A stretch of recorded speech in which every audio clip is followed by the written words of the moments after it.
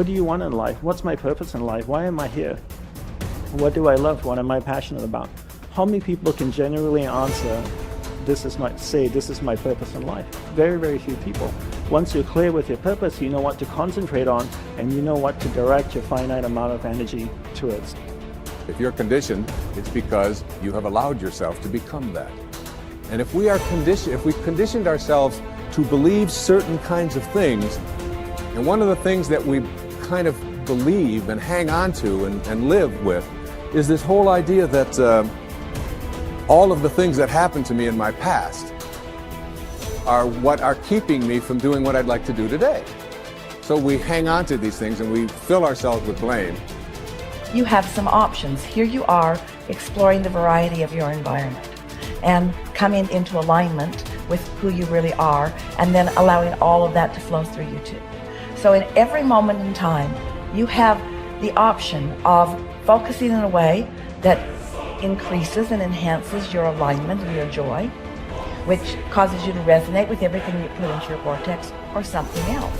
There really are not so many other choices, are there? You can focus on a problem. You cannot have enough money and feel bad because you are attached to the money, or you can not have enough money and feel good as you're anticipating more coming. But the consequence or the circumstance of the money does not need to dictate to you how you feel. That is the problem with getting attached to something that you can't control, is that it leaves you like a puppet with no strings. It's about not putting your attachment in all the wrong places, not putting it in what is temporary, but putting it in what is steady. And then in that steady attachment or alignment, then you can just flow it to whatever is currently in your now, flowing through your experience. You can't give away what you don't have. People who are not good at giving away love can't give away love because they don't have it to give away.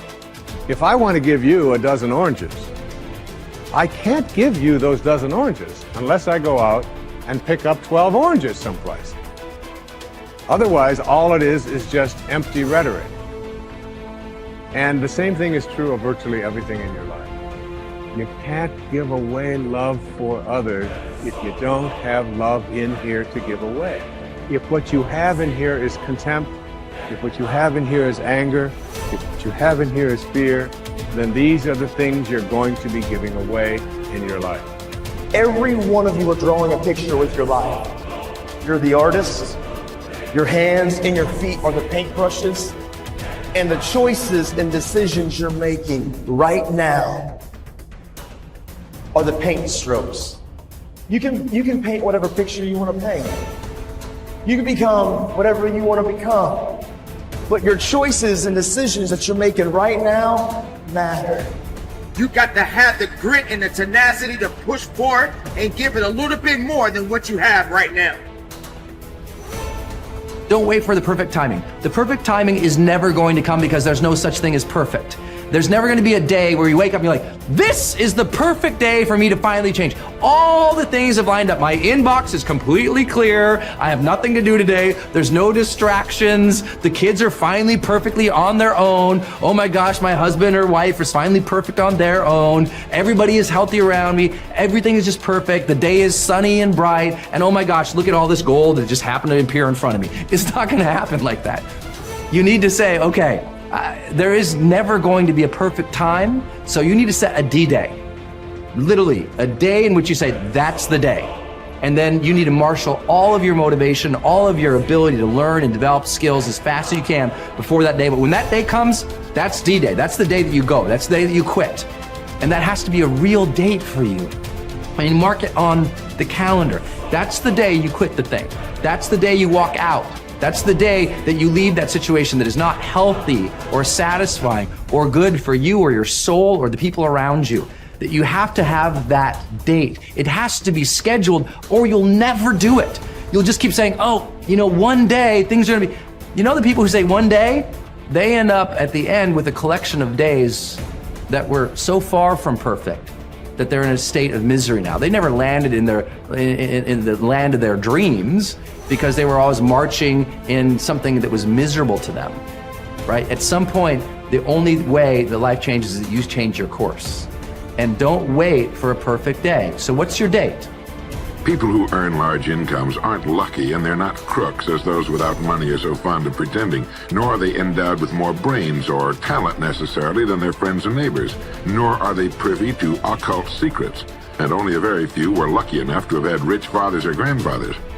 Most of the people earning the big incomes today started the same way you and I did, and most other people. The only difference between the men who earn big incomes and those who earn small incomes is that those earning big incomes decided to earn more.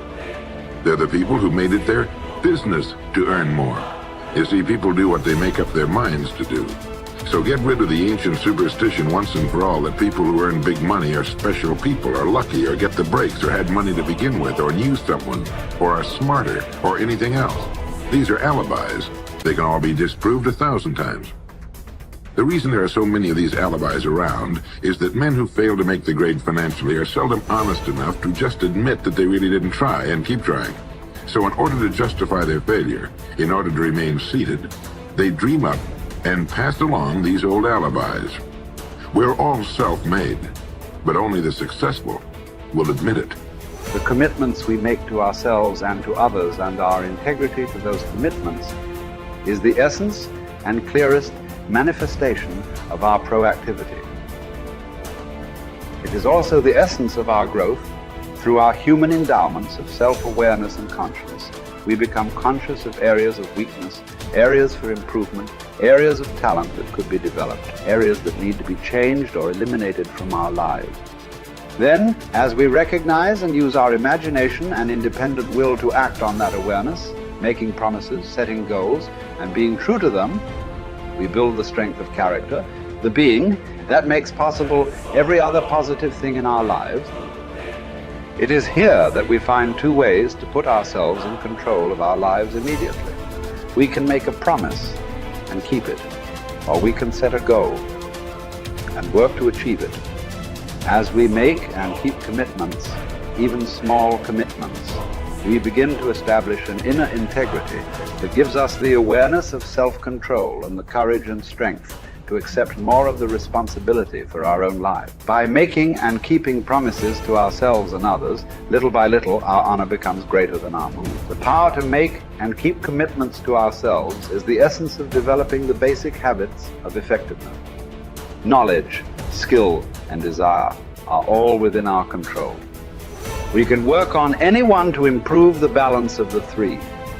As the area of intersection becomes larger, we more deeply internalize the principles upon which the habits are based and create the strength of character to move us in a balanced way toward increasing effectiveness in our lives. Get stronger. You can develop the muscle. You can develop the courage muscle. You can develop the inspiration muscle. You can develop the dedication muscle. You can get stronger. There isn't anybody here that can't get stronger. Next time we see you, may not even recognize you. How strong you're going to be able to become in language, in style, and personality, the ability to cope, the ability to handle with anything that happens, no matter what happens. And the third one is get better. We can all get better. I've gotten better. First talk I gave, I stood up, my mind sat back down. But here's the secret to my success. I stood up and did it again. Stood up and I did it again. And I did it again, and I did it again all those many years ago. I did it when I was scared, and I did it when I didn't want to, and I did it when I was ill. And I did it when it didn't work well, and I did it when they didn't appreciate it, and I didn't a lot of times when I didn't know much what I was doing. I just did it anyway.